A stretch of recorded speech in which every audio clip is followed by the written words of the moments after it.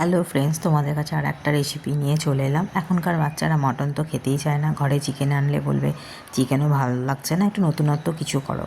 তাই 4টে leg piece দিয়ে আমি ভাবলাম একটা তন্দুরি চিকেন করে দিই।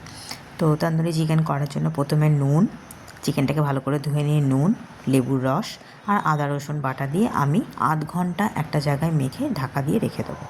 তারপরে একটা বাটিতে 2 চামচ সর্ষের তেল দিয়ে তার মধ্যে হাফ চামচ কাশ্মীরি লঙ্কার গুঁড়ো, হাফ চামচ জিরে গুঁড়ো, হাফ চামচ ধনে গুঁড়ো, হাফ চামচ হলুদ গুঁড়ো, হাফ চামচ গোলমরিচের গুঁড়ো, হাফ চামচ গরম মশলার গুঁড়ো আর হাফ চামচ চিকেন মশলা।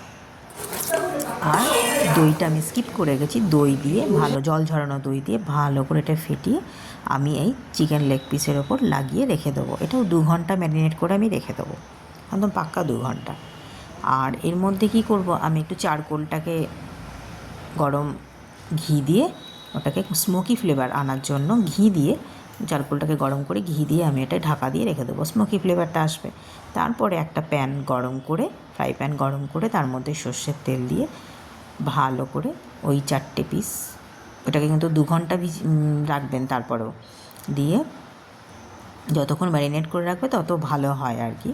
দিয়ে এইটাও আমি আধ ঘন্টা ঢাকা দিয়ে দিয়ে ভাজতে থাকবো। এরকমভাবে ভেজে ভেজে দেখুন এরকম হয়ে গেছে আমার অলমোস্ট ডান।